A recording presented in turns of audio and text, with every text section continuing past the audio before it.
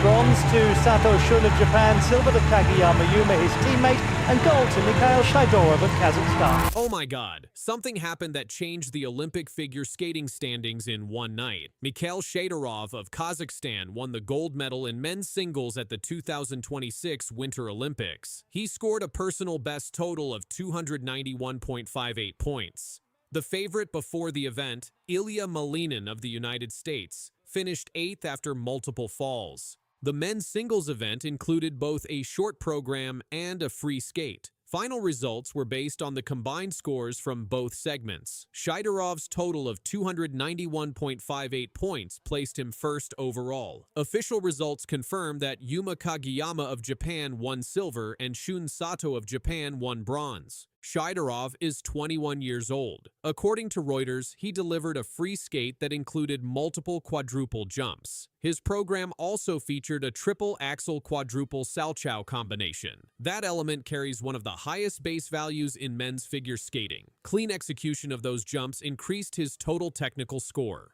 Reuters reported that Shaidorov said, "I still cannot believe it. I am so happy." He also said, "This is like a dream for me." Those quotes were published after the final standings were confirmed. His total score of 291.58 was identified as a personal best. That number was higher than every other competitor in the field. Judges awarded points for technical elements and program components. His successful quad jumps and combination passes played a major role in building that score. The BBC reported that this gold medal is the first Olympic figure skating gold in Kazakhstan's history. It is also Kazakhstan's first Winter Olympic gold medal since 1994. That makes this result significant not only in the event but also in the country's Olympic record. Ilia Malinin entered the competition as one of the top contenders. He is known for performing a quadruple axel in international events. However, during the Olympic free skate, he fell multiple times. According to The Guardian and Reuters, those falls resulted in deductions. He finished 8th overall. Under International Skating Union rules, each fall leads to a point deduction. When multiple falls occur in a single program, the total score drops quickly. Molinin's technical element score was reduced by those deductions. His placement moved outside the medal positions. Yuma Kagiyama secured silver with a combined score below Shaidorov's total. Shun Sato finished 3rd. Official scoring sheets confirmed the podium order. Kazakhstan stood at the top of the medal table for this event. Shaidorov's performance included several clean quadruple jumps. Quadruple jumps require 4 rotations in the air before landing. Each quad has a high base value. When landed cleanly, judges add positive grades of execution. Those additional points raise the final score. The triple axel quadruple Salchow combination is one of the most difficult sequences currently performed in men's figure skating. It connects 2 high-value jumps in one pass. Successfully completing that element significantly increased his technical score. Reuters described the outcome as a major shift in the competition standings. The Guardian noted that Molinin's errors changed the projected medal order. BBC coverage confirmed the historical impact for Kazakhstan. The Olympic judging panel evaluated skating skills, transitions, performance, composition, and interpretation under the program component section. Shaidorov's overall program component score contributed to his winning margin. After the results were announced, Reuters quoted Shaidorov saying, "I worked so hard for this moment." That statement appeared in post-event reporting following the medal ceremony. The final combined total of 291.58 points stood above all other competitors. Kagiyama and Sato followed in 2nd and 3rd place. Molinan finished 8th. Official Olympic data confirmed the placements. Kazakhstan had not previously won an Olympic gold medal in figure skating. This result adds a new milestone to the nation's Winter Games history. The BBC identified this medal as the country's first Winter Olympic gold since 1994. The competition took place during the Milan-Cortina 2026 Winter Olympics. Men's singles figure skating remains one of the most watched events at the Games. Scores are calculated through a detailed judging system that includes base value, grades of execution, and program components. Shaidorov's technical content placed him among the highest base value skaters of the event. Clean execution allowed him to maximize those values. The absence of major errors helped preserve his total score. Molinan's multiple falls created a large scoring gap. Under ISU scoring guidelines, falls reduce both the element score and overall total. Those deductions impacted his final ranking. The medal ceremony concluded with Kazakhstan receiving gold, Japan receiving silver and bronze, and the final standings officially recorded. Reports from Reuters, BBC, and The Guardian all confirm the same final result. Mikhail Shaidorov finished first with 291.58 points. Yuma Kagiyama finished second. Shun Sato finished third. Ilia Malinin finished eighth after falls in the free skate. Kazakhstan secured its first Olympic figure skating gold medal in history. The Montreal Canadiens trade situation changed fast. A major name returned to NHL trade boards. The Olympic trade freeze is still active. The March 6th deadline is getting closer. And now, pressure is building around Kent Hughes as the market tightens. The current NHL trade freeze remains in effect due to the Olympic break.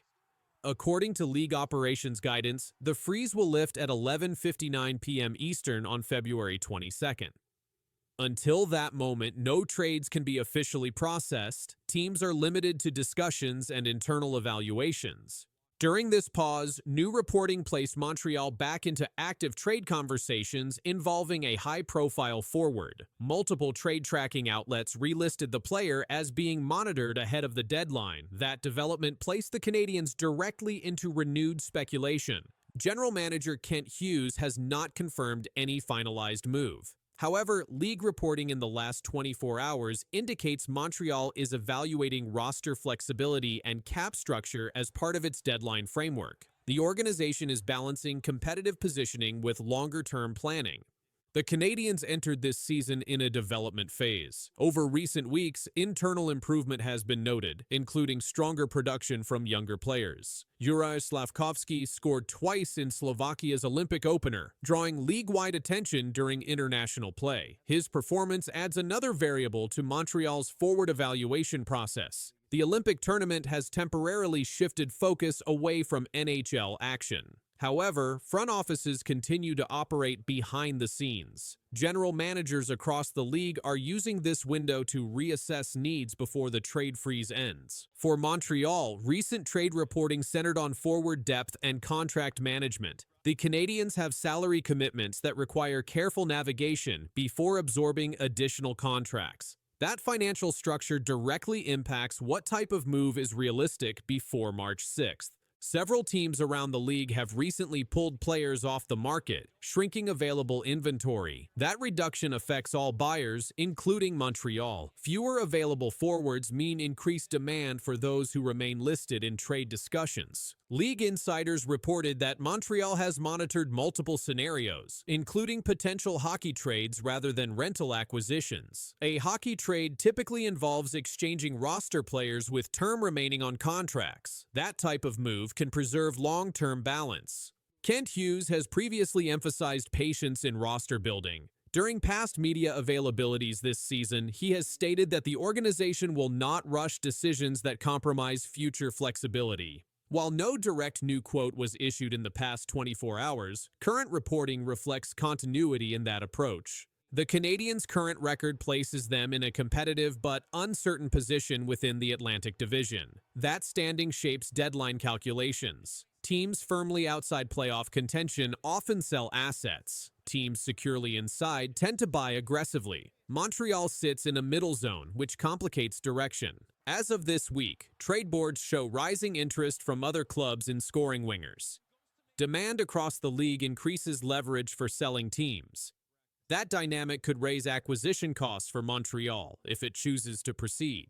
At the same time, speculation regarding one Montreal forward's future gained traction. The player's contract structure and cap hit make him a discussion point among analysts. No official statement confirms an active trade request. However, league chatter has connected his name with potential partner teams exploring scoring upgrades.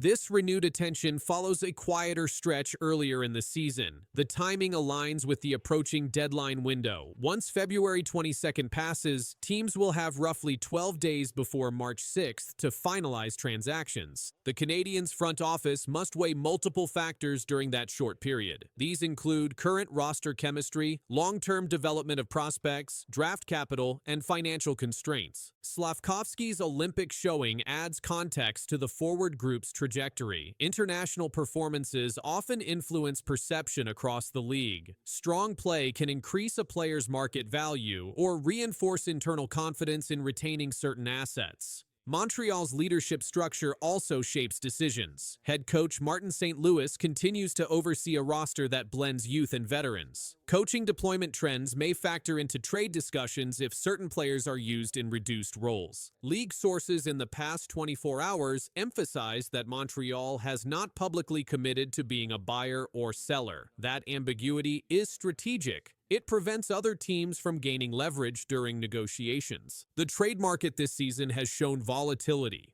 Earlier rumored targets around the league have either signed extensions or been removed from availability. This has narrowed choices for multiple teams. For the Canadiens, that contraction increases urgency. If management identifies a preferred move, waiting too long could eliminate the option entirely. The March 6th deadline is firm. After 3 p.m. Eastern on that date, no further trades are permitted until the offseason.